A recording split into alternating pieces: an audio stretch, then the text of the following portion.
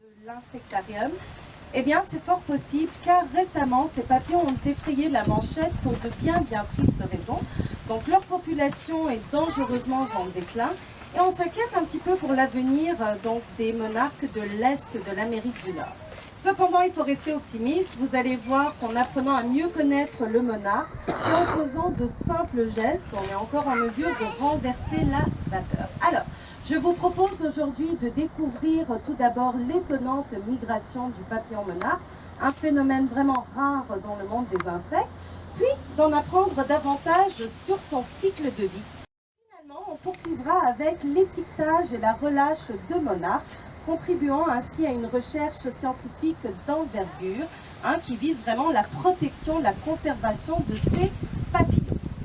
Donc le papillon monarque est vraiment un papillon qui est très populaire au Québec, partout en Amérique, jusqu'au Mexique.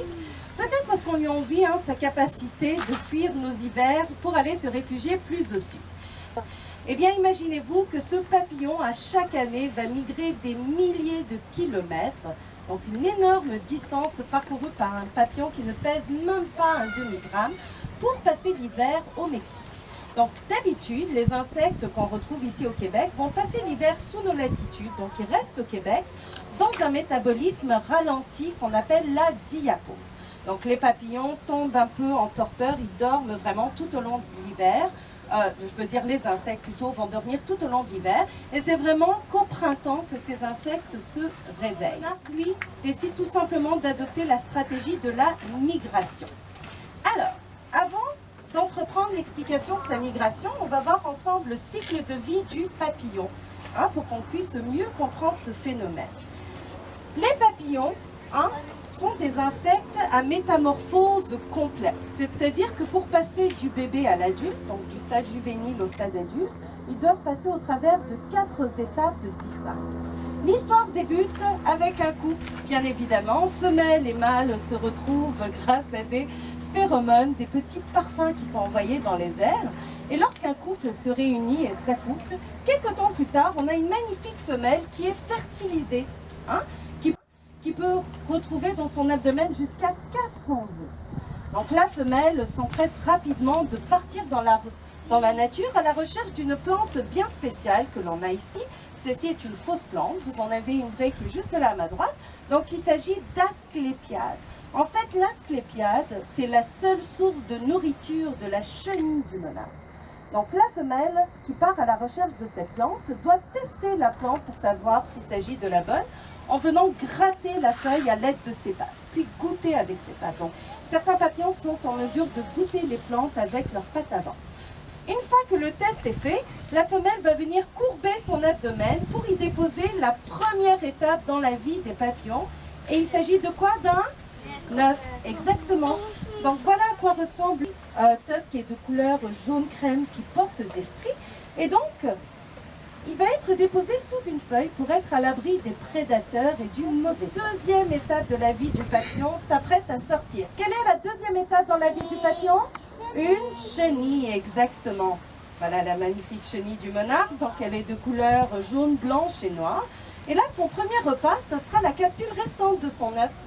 Qu'est-ce qu'elle va faire? Elle va venir manger les feuilles, les tiges, les fleurs de l'asclépiade. Encore une fois, la chenille ne peut pas survivre s'il n'y a pas d'asclépiade. C'est sa seule nourriture, c'est tout ce qu'elle mange. Donc, la chenille, elle, qui se nourrit des feuilles et des tiges, va séquestrer dans son corps un liquide blanc qui est retrouvé dans cette plante qu'on appelle le latex, qui est composé de molécules toxiques. Ces molécules toxiques, elle va pouvoir les digérer et les entreposer dans les tissus de son corps. Donc, la chenille du monarque devient toxique pour ses prédateurs, pour les oiseaux, grâce à la nourriture qu'elle ingère.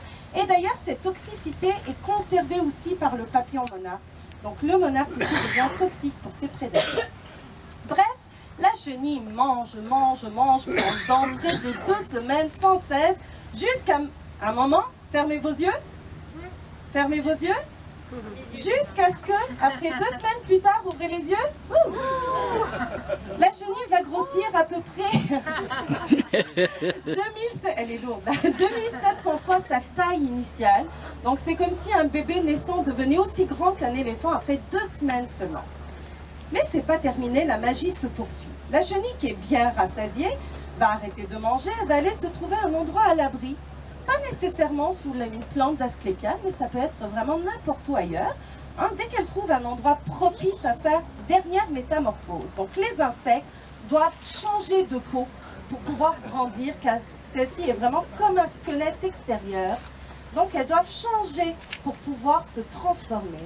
Et voilà donc que la chenille nous dévoile la troisième étape dans la vie du papillon, et il s'agit de la chrysalide d'apparence. Donc elle devient pratiquement translucide, et on peut voir au travers la quatrième et dernière étape dans la vie du papillon, et il s'agit du papillon. Exactement. Donc le papillon, finalement, après tant d'attente, après tout ce temps, toutes ces phases de développement, va sortir tête première et il va venir s'accrocher à l'ancienne cuticule de sa chrysalide, comme ceci. Là, les ailes sont vraiment toutes chiffonnées, il ne peut pas voler. Donc ce qu'il va faire, c'est qu'il va transférer tout le liquide contenu dans l'abdomen jusqu'au niveau des ailes pour permettre à celle-ci de se déployer, de se défroisser. Et après quelques heures seulement, on a un magnifique papillon adulte, donc qui est prêt à aller se reproduire, mais qui va tout d'abord aller se nourrir de nectar en utilisant sa petite trompe. Donc le nectar est très important pour les papillons, c'est leur source de nourriture. Et donc ensuite, l'accouplement se fait, etc. Le cycle de vie recommence. Ce qu'on vient de voir, cette explication correspond à une génération de papillons. D'accord? Maintenant, un papillon adulte, généralement, vit 1 mois.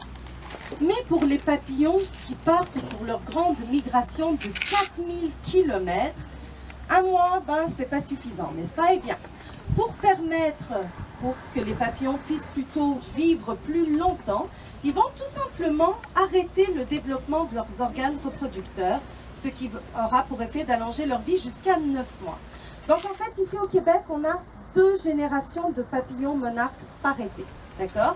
C'est vraiment les monarques qui sont nés à la fin de l'été, donc c'est seulement la dernière génération de l'été qui, elle, part pour la migration et qui, elle, peut vivre jusqu'à 9 mois, contrairement aux autres qui ne vivent qu'1 mois seulement. Donc voilà déjà un grand mystère auquel on essaie de répondre.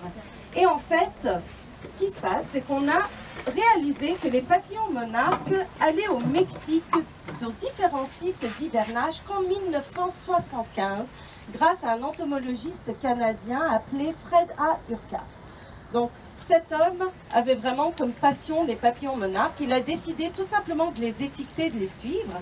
Et lorsqu'il a découvert que les papillons qui ne pèsent même pas un demi-gramme, même pas 1 gramme plutôt, qui pèsent un demi-gramme, étaient capables de parcourir 4000 km en 2 mois et demi seulement, pour aller se réfugier dans l'état du Michoacán au Mexique. Donc cette découverte a vraiment suscité énormément de questionnements. C'est pourquoi en 1992, l'Université du Kansas a mis sur pied un projet, le programme Monarch Watch. Son but, étudier l'incroyable migration du papillon monarque, vraiment un phénomène incomparable dans le monde des insectes. Pour ce faire, les papillons qui sont prêts pour la migration sont étiquetés et relâchés, puis des équipes de scientifiques, mais aussi de citoyens, sont appelés à retrouver les papillons monarques le long de leur route vers le Mexique. C'est de cette façon qu'on arrive à accumuler des données sur les papillons. On arrive à savoir comment se portent les monarques de l'Est de l'Amérique du Nord grâce à ce programme. Et donc ici à l'Insectarium, c'est depuis 1994 qu'on y participe dans le cadre de nos programmes éducatifs et grand public. Et nous ici au Québec, c'est une zone qui est très importante. On est vraiment la limite nordique de l'aire de distribution de l'espèce. Notre rôle ici est vraiment primordial. Plus les participants seront nombreux à ce projet de recherche, meilleures seront pour nous les chances de répondre aux questions qui demeurent. À quoi ressemble une étiquette grand format, bien évidemment? Est-ce que c'est visible pour tout le monde? Oui. Donc là, on a tout simplement un numéro d'étiquette. C'est ce numéro ici qui est vraiment très important. Alors, l'étiquette a été conçue pour avoir aucune incidence sur le vol du papillon pendant son voyage, pendant son trajet. La taille sera placée sur la partie de l'aile postérieure droite, dans une partie ici qu'on appelle la cellule discale, qui correspond à la partie la plus solide de l'aile du papillon, va être apposée avec une légère pression, et c'est tout, le tour est joué.